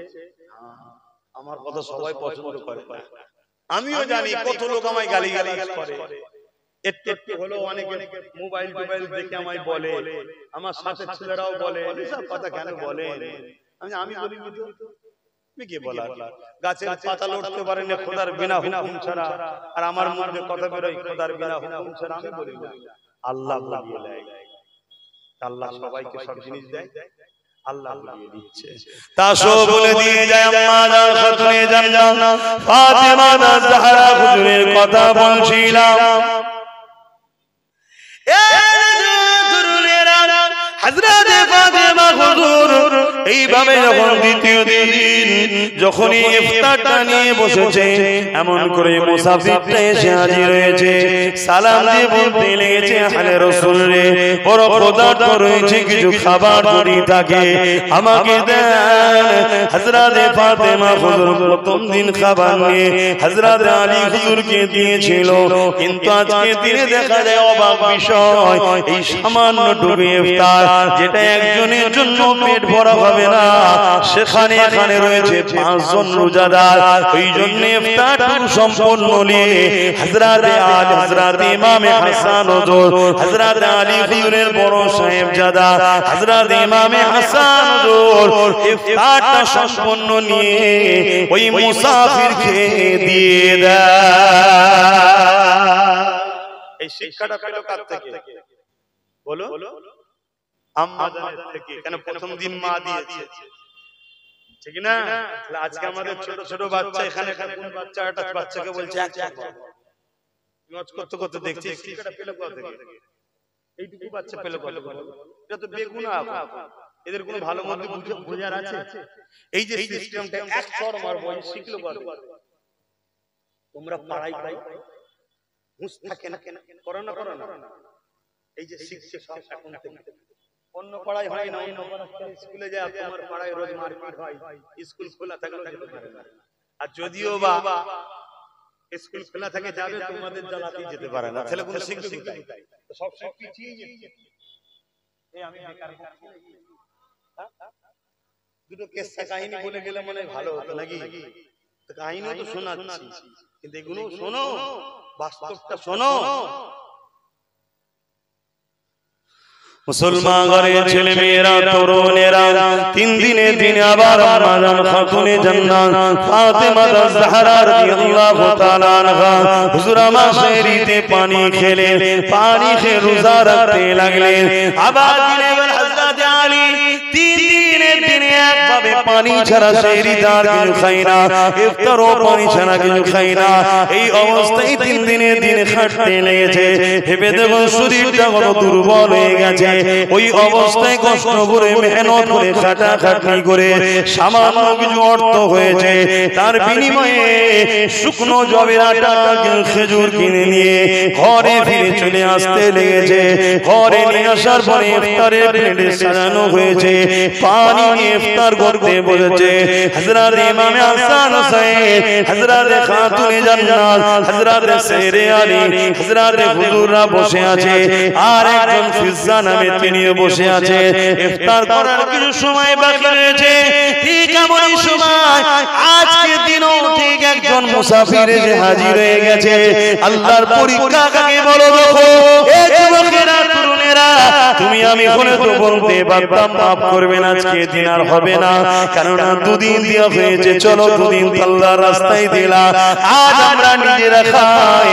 না না না, যে মুসাফির বলেছে এ আহলে রাসূল পরিবারের সদস্যরা কিছু খাবার খেয়ে দেন, আমি কয়দি ছিলাম, আজাদ হয়েছি, জামিন হয়েছি, খোদার করেছি, আমাকে কিছু খাবার না দেন। এই কথা যে কানে গেল, সঙ্গে সঙ্গে হযরত ইমাম হোসেন, ছোট বাচ্চা হোসেন রোজা রেখে আছে 3 দিনও, তিনি পানি ছাড়া দ্বিতীয় কিছু নয়, ওই ইফতারটাকে নিয়ে গিয়ে মুসাফিরটাকে দিয়ে নিজেও পানি পান করলে, তদাপিও আল্লাহর খুশিকে প্রাধান্য দিয়েছে। এ আমার বোনেরা, আজ আল্লাহ আমাদেরকে ঘরে অনেক দিয়েছে, আজ অভাব নাই, কিন্তু হারামের সামান্য পয়সা ঢুকাতে গিয়ে দেখুন তো ঘরে ঘরে বিমার ভরে যাচ্ছে, ঘরে ঘরে সুগার ভরে যাচ্ছে, ঘরে ঘরে ক্যান্সার ভরে যাচ্ছে, ঘরে ঘরে লিভারের সমস্যা হচ্ছে, ঘরে ঘরে অশান্তি লেগে আছে। শান্তি আজ আমাদের ঘরে না, কেননা আমাদের ঘরে বড় প্ল্যান করে ইসলামের দুশমনেরা হারাম খাদ্যকে খাইয়ে দিয়েছে। কেননা তারা জানে পুরুষদের দোয়া তো কবুল আর হবে কি ঠিক নাই, কেননা এরা হাটে বাজারে দোকানে বসতে হয়, বিভিন্ন বন্ধুত্ব রাখতে গিয়ে কারবার মহাজনের সঙ্গে উঠাবাদা করতে গিয়ে এর তার পয়সায় কিছু না কিছু খেয়ে ফেলতে হয়। কিন্তু আমাদের পেটি কোনো ছিল পবিত্র নারী, তাদের পেট কোনো ছিল পাক, তাদের হাতটা কিন্তু কবুল হয়ে যেত। যখন আমাদেরকে মিটাতে আসবে, তারা যখন হাত তুলবে, আবার বদরের মতো সাহায্য এসে যাবে, তাই তাদের হাতটাও যাতে কবুল না হয় বড় প্ল্যান করে হারাম খাদ্য ঢুকিয়ে দিল। যদি বলেন হারাম খেয়েছো তো কি হয়েছে, বিপদের হাত কবুল হয়ে যাবে। এই যুবকেরা তাহলে শোনো, আপনি নামাজি হতে পারেন, আপনি হাজী হতে পারেন, আপনি যত বড় মুফতি পিশাব হতে পারে, হারাম লুকমা যার পেটে চলে যাবে, তার দোয়া আল্লাহ দরবারে কবুল হয় না। হযরত মুসা আলাইহিস সালাম এইবারে তুর পাহাড়ে কথা বলতে যেতে লেগেছে। তুর পাহাড়ে উঠতে যাবে, পাহাড়ের নিচতে একটা মানুষ বসে বসে চোখের পানি দিলে কাঁদতে লেগেছে। চোখের পানি দাঁড়িয়ে দিয়ে বয়ে বয়ে জামাখানা ভিজে যাচ্ছে, আর গড়াগড়ি লুটি কখনো কখনো খাচ্ছে, আর লম্বা করে বলছে আল্লাহ আপনি আমার দোয়াকে কবুল করে নেন। আল্লাহ মুসা আলাইহিস সালামের বড় ব্যথা লাগলো, আল্লাহর সঙ্গে দিদারে গিয়ে প্রথমেই বলতে লাগলো, ও রব্বি আল্লাহ, ওই মানুষটা যিনি তুর পাহাড়ের নিচেই বসে আছে, আল্লাহ কত কাঁদছে, আমি মুসা থেকে বড় রহম হয়েছে, আল্লাহ দোয়া দোয়াকে আপনি কবুল করে নেন। আমার আল্লাহ বলবেন মুসা রে, ওর চোখের পানি শেষ হয়ে চোখ যদি রক্ত বেরোতে থাকে, ওর হাত তুলতে তুলতে হাত যদি লম্বা হতে হতে আসমান পর্যন্ত চলে আসে, আমি আল্লাহর দোয়াকে কবুল করব না। মুসা আলাইহিস সালাম জানতে চাইলেন আল্লাহ কি কারণে কবুল করবেন না? আমার আল্লাহ বলে দিয়েছেন মুসা রে, ওই লোকটা হারাম খেত, ওই হারামের শরীরে রক্ত রয়েছে, শরীরের পেটে হারাম আছে, এই হারাম খায়, তার দোয়া কবুল করি না। তাহলে ভেবে দেখুন আজ যারা আমাদেরকে মিটাতে চায় তারা কত দিক দিয়ে আমাদেরকে ঘিরে ফেলেছে। ভাবুন এবার শুনছেন? এখন বলবে হুজুর কি দেয়, উনি তো নিয়ে যায়, উনি তো দেয় না। কথা ঠিকই, দারুণ কথা, দারুণ কথা। তো হুজুরকে বসান একবার, দি কি না দি দেখ। হুজুরকে বসা, তুই বসছিস কামাই কেন? ঠিক না ভুল বলছিস? জামাই বসছিস, তুই জামাই বসাস। কথা মাথায় ঢুকছে না? ঢোকে নে। বসাবি, জালিম কি আর চাইবি হুজুরের কাছে? ভালো ধান্দা পেয়েছো। এখন কিছু হলেই দেখি দরবারে সকালে বেরিয়ে লাইন, কিসের? আমার মেয়ের বিয়ে হবে, আমার ছেলের পড়াশোনা, কি বলে চিকিৎসা হবে, হ্যান হবে, তান হবে। আমি একটাই কথা বলে দিই, পড়াশোনা ছাড়া অন্য বিষয়ে আমার পকেটে টাকা নেই, থাকলেও না। পড়াশোনার জন্য আসুন, আমি শিক্ষা, শিক্ষা ইসলামের প্রথম কথা। ইকরা, পড়ো। কথা মাথায় ঢুকছে না? ঢুকে না? হ্যাঁ, ভাবুন তাহলে সমাজে কি হচ্ছে। এবারে বলুন, আর হজ করব না থাকবে? ওই হজ করব না থাকবে? অসুবিধা হচ্ছে? হ্যাঁ, আপনার হয় না তো কি হয়েছে? আজকের এজিদের অসুবিধা হচ্ছে না? আজকের এজিদের চালা আছে না, তাদের অসুবিধা হচ্ছে না? কিন্তু শয়তান কিচ্ছু করতে পারছে না। কেন? আমার আল্লাহ আমার জন্য যথেষ্ট। জোরে বলুন সুবহানাল্লাহ। হাসবুনাল্লাহু ওয়া নি'মাল ওয়াকিল, নি'মাল মাওলা ওয়া নি'মান নাসির। আল্লাহর উপরে যে ভরসা করে আল্লাহ তার জন্য যথেষ্ট। একটা গাছ লাগালাম, কখনো ছাগলে মুখ দেয়, কখনো গরুতে মুখ দেয়, কেউ এসে তুলে দেয়, কেউ ফেলে দেয়, কত বাধা হয় না? কিন্তু ওর পিছনে যদি লেগে থাকা যায়, বড় হবে না? হবে? কথা বলেন। কিন্তু ঘরের লোক যদি আস্তে আস্তে গরম পানি দেয়, কিন্তু আল্লাহ যদি বলে তারপরেও করব। অনেক সময় মরা গাছ থেকে ফেকড়া বেরোয় দেখেছে, কেন? আল্লাহ চাইছে, ঠিক না? হ্যাঁ, আতে ভরসা তাহলে কার উপরে? কিন্তু আল্লাহ পরীক্ষা নেবে না? নেবে না? কথা বলছে না তো? পরীক্ষা নেবে, আল্লাহ পরীক্ষা নেবে। কখনো জিতিয়ে পরীক্ষা নাই, কখনো হারিয়ে পরীক্ষা নাই, কখনো গরিব করে পরীক্ষা নাই, কখনো ধনী করে পরীক্ষা নাই। আমি প্রত্যেকটা উলামা হযরতকে সম্মানের সাথে বলছি, বিয়াদবি করে নয়, আলেমের সম্মান আল্লাহ দিয়েছে। একবার দেখুন তো সমাজে আপনাদের সম্মানটা কোথায়?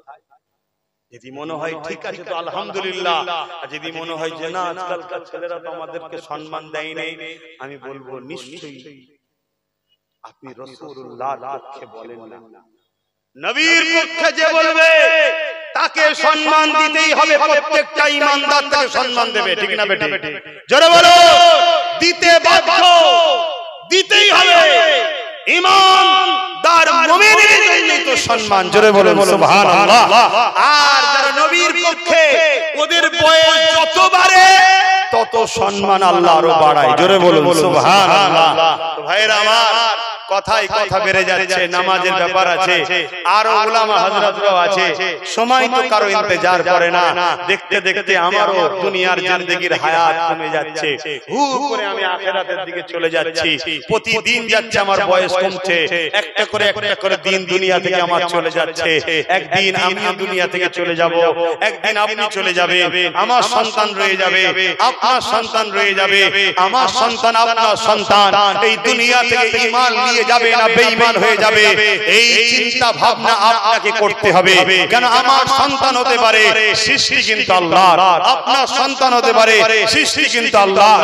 আপনাকে আল্লাহ নিয়ামত হিসাবে দিয়েছে, আপনি আল্লাহর দেওয়া নিয়ামতটাকে ভালো জায়গায় রেখে যাবেন না কবরের উপরে রেখে যাবেন, নোংরার উপরে রেখে যাবেন, এটা কিন্তু আল্লাহ আপনার কাছে কৈফিয়ত নেবে, ঠিক না বেঠিক?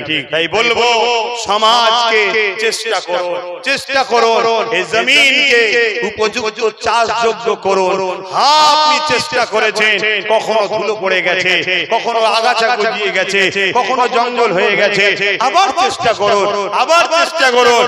আজ নাই কাল, কাল নাই পরশু আপনার চেষ্টার ফল এই জমিন উপযুক্ত হবে।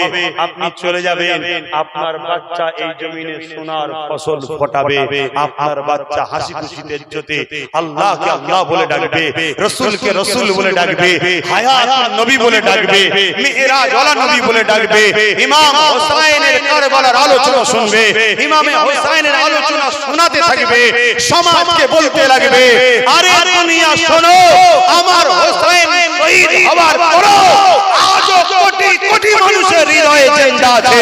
আমরা সবাই বুক ফুলিয়ে বলতে পারি আমরা হোসেনের পক্ষে। কেউ একজন বলতে পারবে যে আমরা এজিদের পক্ষে বুক ফুলিয়ে বলতে পারে? জোরে বলেন পারে?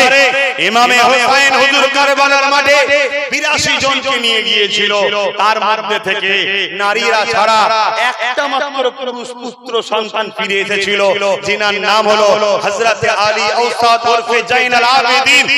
একটা মাত্র পুত্র সন্তান ফিরে এসেছে, সেই হযরতে ইমামে হোসেনের ওই আওলাদ থেকে গাউসুল আযম হয়েছে, সেই আওলাদ থেকে ইমাম বাকির মুসা কাজেম হয়েছে, সেই আওলাদ থেকে সুলতানে হিন্দ গরিবে নওয়াজ হয়েছে।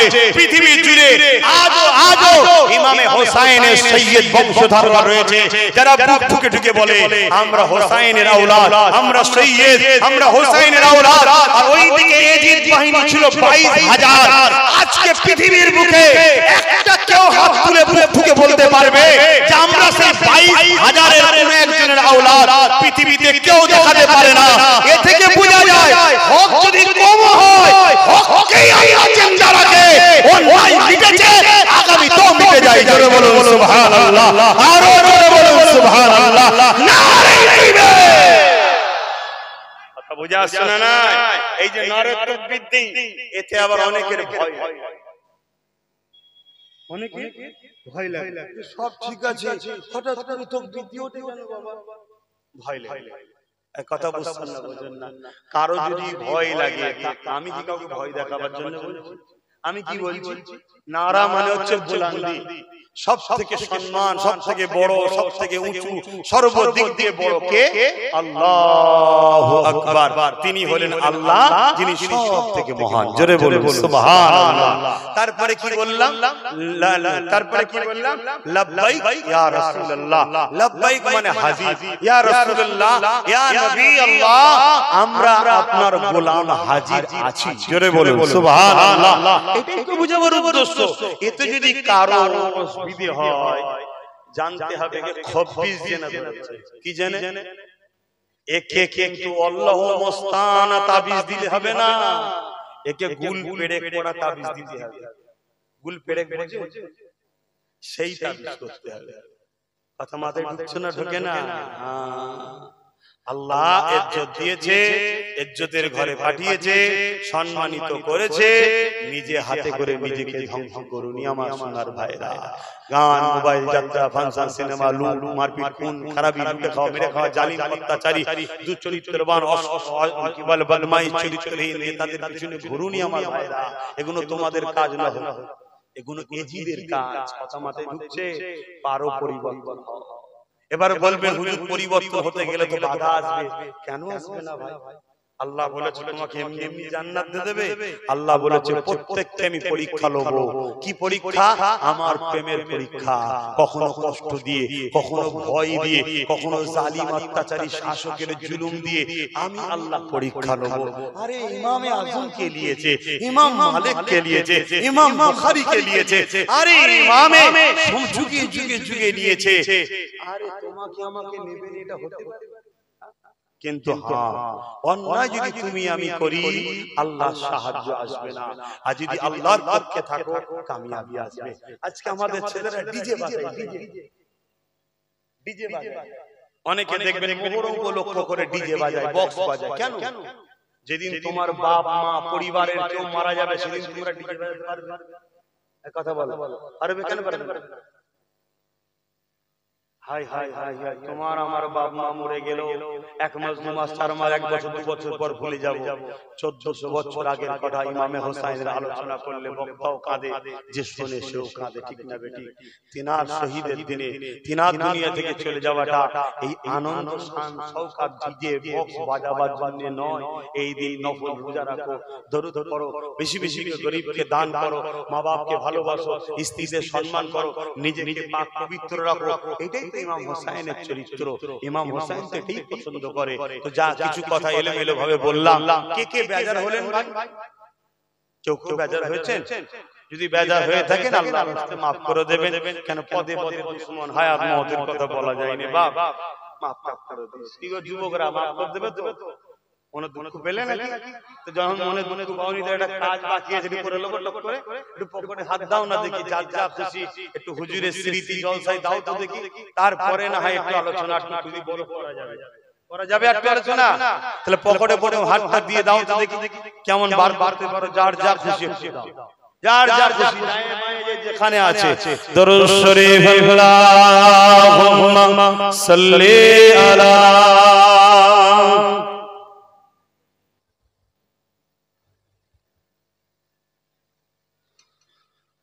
मुझको फवालो मुसाफिर न समझो, मैं आया नहीं हूँ बुलाया गया हूँ। সমাজ আজ ইতিহাসকে বিকৃত করছে। সমাজে এমন মানবরূপী পশু বেরিয়েছে, ইমামে হোসাইনের ইতিহাসকে বলছে হোসাইন নাকি গদির লড়াই করতে গিয়েছিল। বলো নাউজুবিল্লাহ, এই জোরে বলেন না নাউজুবিল্লাহ। ইমামে হোসাইন ওই দাওয়াতে গিয়েছিলেন, দাওয়াতে। যেমন আমি একবার দাওয়াতে যাচ্ছিলাম, মনে আছে ভাঙড়ে, বছর কয়েক আগে, রাস্তায় সব দাঁড় করিয়ে দিয়ে আমাকে আটকে দিল, দেখলেন না? হ্যাঁ, এই জানেন না? জানেন না? হ্যাঁ, তো ইমাম হোসেন হুজুর দাওয়াত বাড়ি যাচ্ছিল। কেউ লড়াই করতে গেলে নিজের পরিবার বাচ্চাদেরকে নিয়ে যায়, হ্যাঁ, ছোট ছোট বাচ্চা, 6 মাসের বাচ্চা আলী আসগারও সাথে আছে। কথা বুঝে আসছে? এজিদ বাহিনী ইমাম হোসেনকে রাস্তায় আটকে দিয়েছিল, দাওয়াত দিয়ে যে গাদ্দারি করেছে। সেদিন যদি ইমাম হোসেন হুজুরের সঙ্গে দাওয়াত দিয়ে গাদ্দারি করে, আজকেও কিছু মুসলমান দাওয়াত করে গাদ্দারি করতে পারে না? পারে না? এই জোরে বলে। আমরা এই ওয়াজ জানি না, জানি না, আমরা সেই বুঝে রেডি হই। কথা শুনছেন না? শুনেন না? যে যারা সামনে বসে থাকে, যারা দাওয়াত করে, এর মধ্যে যে কোন এক জায়গায় এজিদ বাহিনী বেরোবে না এমন কোন গ্যারান্টি, ওটা চিন্তা ভাবনা করেই বেরে। আপনারা কথা শুনছেন নাকি? আমি তো আপনাদের বলছি না, কিন্তু হাকিকতটা বলছি। এটা মেন্টালিটি দিয়ে সেটিং করে বেরোই আমরা। দুনিয়া মরণ থেকে বাঁচার জন্য ছোটে, আর আমরা মরণকে নবী দিদারের ওসিলা বাহানা মনে করি। জোরে বলুন সুবহানাল্লাহ, আরো জোরে বলুন সুবহানাল্লাহ। मुझको फवालो मुसाफिर न समझो, मैं आया नहीं हूँ बुलाया गया हूँ। खुदा जाने कैसे है मेजबानी, खुदा जाने कैसे है मेजबानी, बहादुर प्यासे बने बंदे पानी। मुझको फवालो मुसाफिर न समझो, मैं आया नहीं हूँ बुलाया गया हूँ। अल्लाहुम्मा सल्ली अला सय्यिदिना।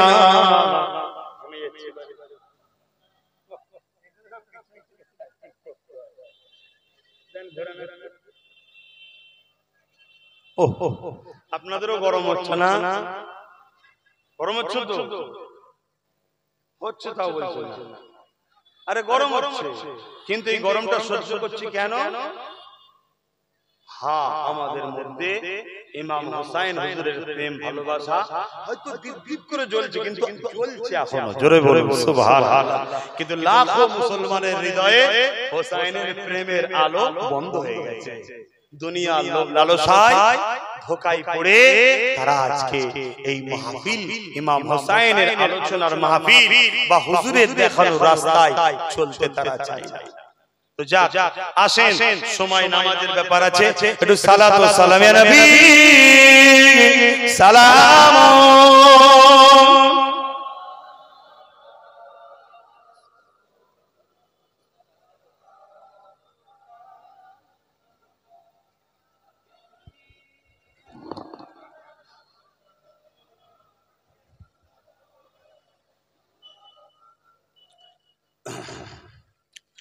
যুগে যুগে যারা অত্যাচারী, জালিম, মানবতা বিরোধী, যারা মানুষের উপর জুলুম অত্যাচার করেছে, যুগে যুগে নিজেদের এই আধিপত্যকে টিকিয়ে রাখার জন্য তারা হকবাদীদের ঘরে যুগে যুগে অত্যাচার জুলুম করেছে, তাদেরকে দমাবার চেষ্টা করেছে। তার সবথেকে বড় ইতিহাস হলো কারবালা। এই কারবালা কিন্তু শুধু ইমাম হুসাইন হুজুরের সঙ্গে ঘটেছে তা নয়, সবথেকে বড় কারবালা সেই দিন। কিন্তু এই কারবালা শেষ হবে ইমাম মেহদী সাল্লাম হুজুরের মাধ্যম দিয়ে। কথা মাথায় ঢুকছে? এ জারি থাকবে। আর যুগে যুগে যারা অন্যায়কারী, অত্যাচারী, মানবরূপী পশুও বলতে পারি, তারা যুগে যুগে হকবাদীদের ঘরে বড় ভয় করে। হকবাদীদের সঙ্গে যখনই মানুষ মেশে, তখনই মানুষকে রুখার চেষ্টা করে যে ওদের সঙ্গে মিশতে পারবে না। আর যদি মানুষকে রুখতে না পারে, তখন এই হকবাদীদের উপরে জুলুম অত্যাচার করেছে। তার একটা নমুনা বলে যায় ইমাম বুখারী হুজুর, নাম শুনেছেন? পৃথিবীর কোন এমন মানুষ আছে নাকি ইমাম বুখারীকে চেনে না? সবাই চেনে। তিনার মতো মানুষ যিনি যখন পড়াতে বসতেন, আরে আমার মাহফিলে কটা লোক 90,000, 80,000, 1 লাখ করে ওনার আলোচনায় লোক হতো। কথা বোঝা আসছে?